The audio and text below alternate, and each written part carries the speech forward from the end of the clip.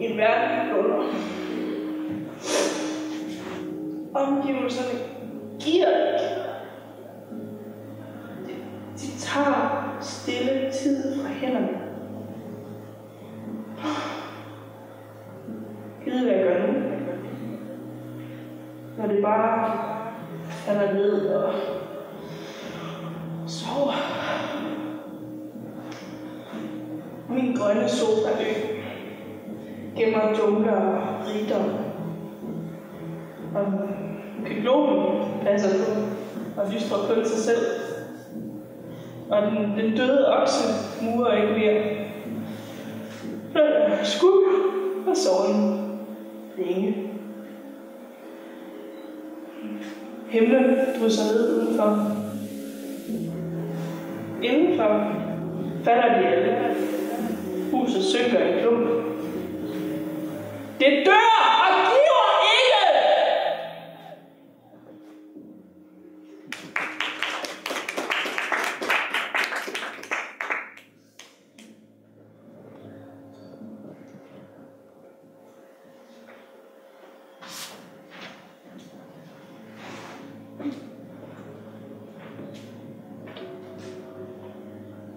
Fjern den fjerde væg. Teaterscenens kant er billedets vigtigste begivenhed. Præsentation. Telte i landskaber, skygger af virkelighed. Bevæger sig informationer, der udviskes med tiden, symboler på glemslen. Det langsomme skuespil. Arrangerede miner, en tidsmaskine. Monumenter, momenter, hukommelse bliver tyndere og tyndere i et udtryk for tid. Arkitekterne er gennemgående dødsangste. Pyramiderne er menneskets yderste forsøg på ikke-tid, at trodse tiden. Hvidhed, alle farvernes udslæt. Strimmelvinduer hæver sig over bygninger. Skelethuse, rygvendende position mod udslukkede vinduer, udslettet. Hastigheden flimrer i en varm tåge over græs, en poleret baggrund. Racehunde går i ro på scenen. Billederne invaderer virkeligheden. Monumentaliteten kontrasterer kroppens lethed, en kropslig lethed. Kroppen er den tavse ledsager, ikke vigtigt eksisterende. Rokker i trance, rokker i trance, i overfyldte telte. En radikal tidstilstand af kedsomhed. Slaskede teltdue udfoldes, vrides i lommedannelse. Deformerede skikkelser. Skyggerne igen. De hvide, stilfærdige. Enkle lyspletter af stof, dækket som en dug. Isolation. En kraftig dødskrave. Dørkarme. En kropsreference. Rummets afgrænsning. Objekter kaster skygger fra forgrunden. Rammer ud af den kunstneriske, akademiske isolation. Totalteater i rummet. Teaterscenens kant er billedets vigtigste begivenhed. Fjern den fjerde væg.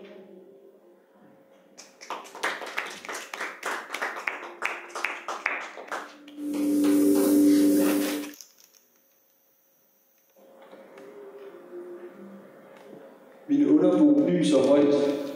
Jeg kan samtidig høre ham, når jeg sidder i stilhed om aftenen.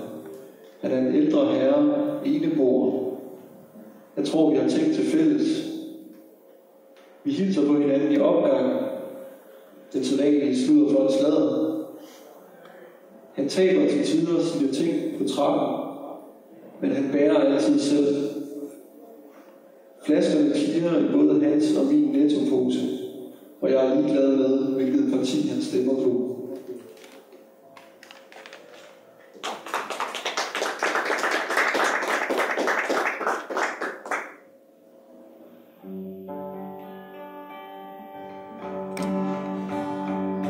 Der er ingen smalle steder, du kan få, hvad du vil have.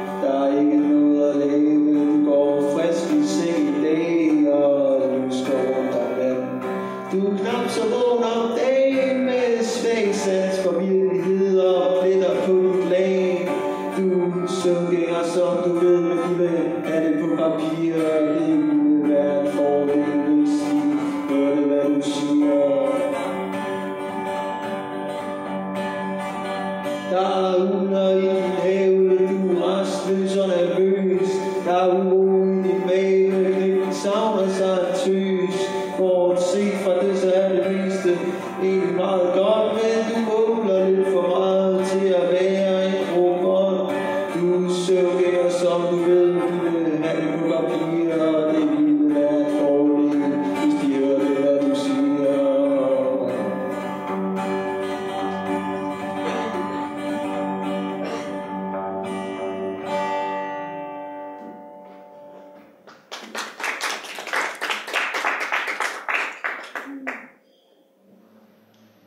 Det er det grimme hoved.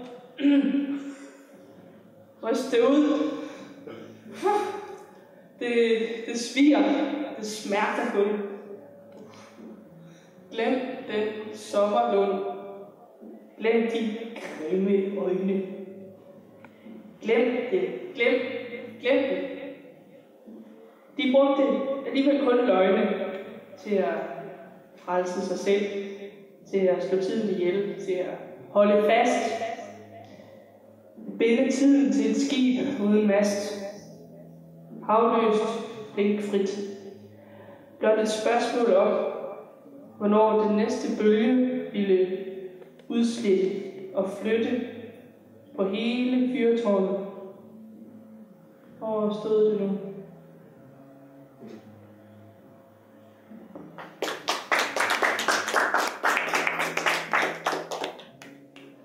Det her er... jeg har skrevet fede køer råber ikke i Google søgemaskine. Så har jeg fået lidt ud af det.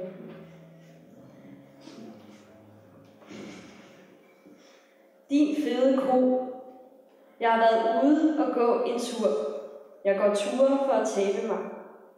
Trænger til at tabe mig gevaldigt. Og stod ved et lyskryds og ventede på grønt lys. Bag ved mig kom en fyr og en pige kørende. Og lige da de kørte forbi mig, så råbte fyren til mig. Hvad med at spise nogle grøntsager, din fede ko? Og jeg kunne høre pigen grine højt. Nu er det ikke medlidenhed, jeg søger, men et godt svar, jeg kan bruge, hvis der en anden gang er nogen, som råber sådan noget efter en. Jeg har næsten tabt lysten til at gå ud. Troede, at mit vægtproblem kun var mit, og ikke alle andres. Jeg ved ikke alt. Jeg svarer ikke på alt. Jeg er kvinde, oldgammel og skydegal. Min respons. Jeg er også kvinde. Om det er derfor, ved jeg ikke. Jeg gik en tur i morgen. Jeg var rigtig gal, og jeg så dem stå der ved siden af vejen. Der var så mange fede køer, og jeg blev virkelig rigtig vred. De stod bare der. De så mig ikke engang, og jeg var rigtig gal. Måske var det derfor, jeg råbte sådan efter dem. Det er noget, jeg gerne vil glemme, så jeg ved ikke, hvorfor jeg fortæller det her. Jeg kastede også sten efter dem. Den var helt gal. Jeg ved godt, det er klamt, men sådan var det nu altså, og fede køer råber ikke.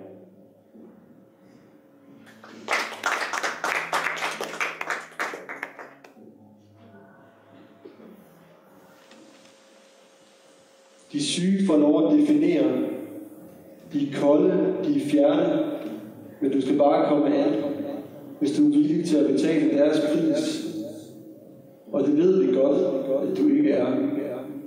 Vi ved jo godt, at du ikke ved, hvem du er. Det er den slags mysterier, vi har pingvinerne til at løse. Vi spilles ud mod hinanden, fordi de vil klare sig, ligesom os, bare lidt bedre. De mener det ikke så slemt, men det er slemt. Det er et selvmål af intergalaktiske dimensioner.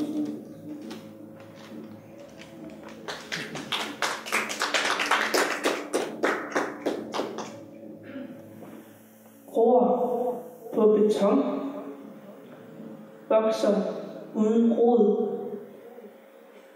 glimter og skimter kun dit hoved, folder ud og glemmer lidt barndom og udbrud for nye udskud, griber luft og fanger frø. Hvem ved, måske vil det spire, måske vil det dø.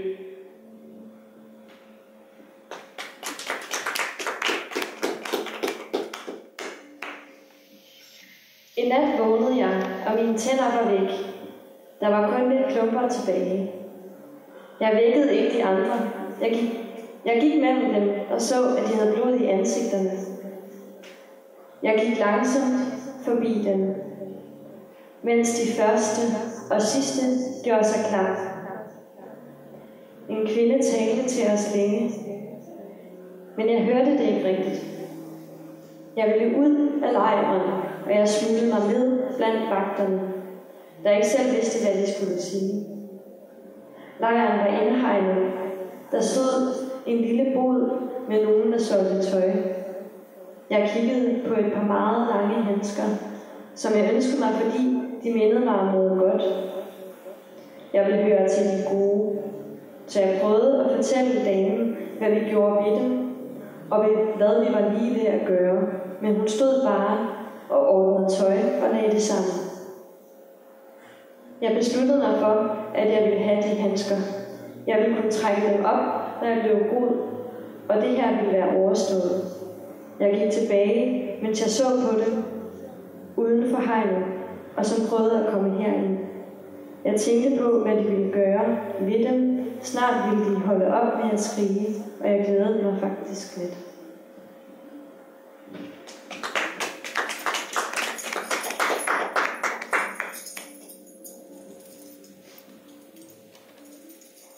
I mangel på råderum tiltager dit sortsyn.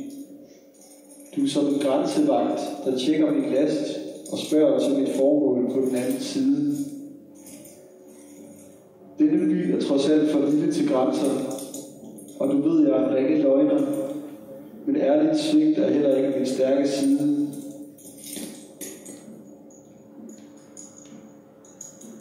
Du stiller dig tilfreds med min svindende identitet. Fylder et rum med ejerfornemmelse og tryghedssyge.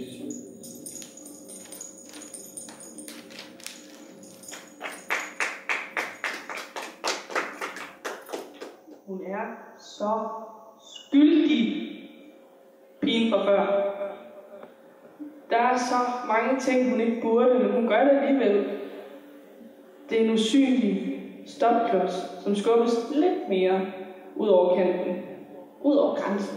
Så lidt mere hele tiden. Der vælter breve og påmindelser ind. Der er ikke en eneste kærlig hilsen i hendes liv, og hun jagter det til hudløshed. Der bliver stirret, og der bliver visket i hendes hoved. Der bliver groet og gødet i tankerne. Eksplosionen er så nær. Den nærer ikke frygt for eftertiden. Den vil bare have, og sammenbruddet er nært. Det sker aldrig, at den kommende eksplosion bliver væk. Hun er så skyldig, og om lidt eksploderer hun.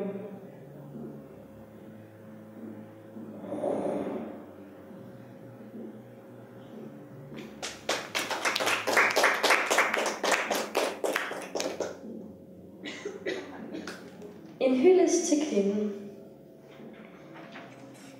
Der er bryster, der kigger og vil have rigtig meget opmærksomhed.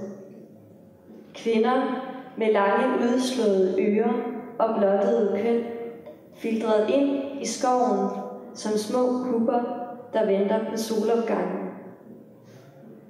Ikke alle venter. Nogle er allerede sprunget ud og vil gerne flyve.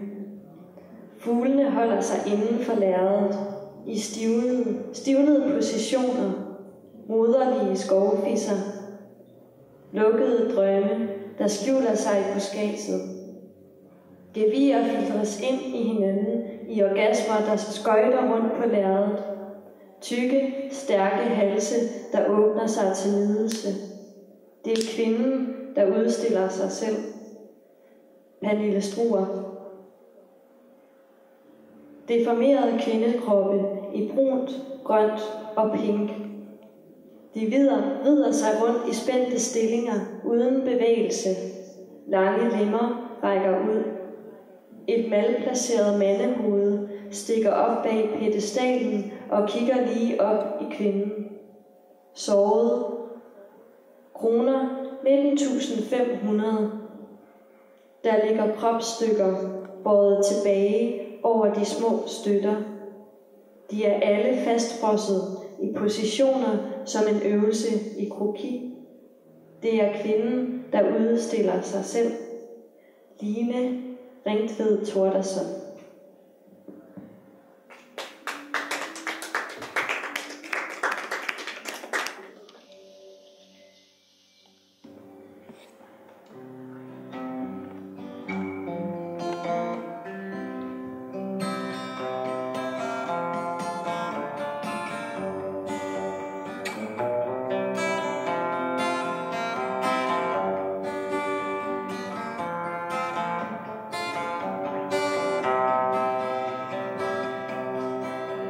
Jeg har fundet en fornuftig fyr at tale med.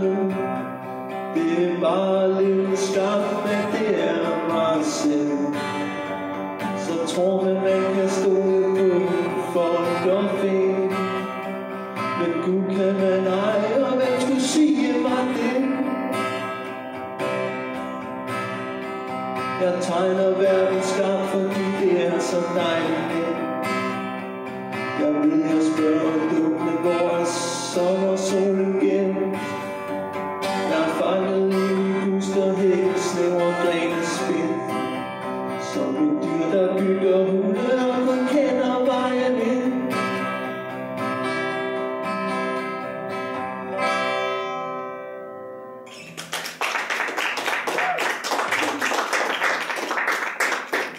Tak for jer. Fordi I kom ud, fordi I havde hørt på os. Og så er der lidt poesi gemt rundt omkring i rummet, hvis man skulle have lyst til at lede videre. Ja, mens I nyder kaffe. Og tak for jer.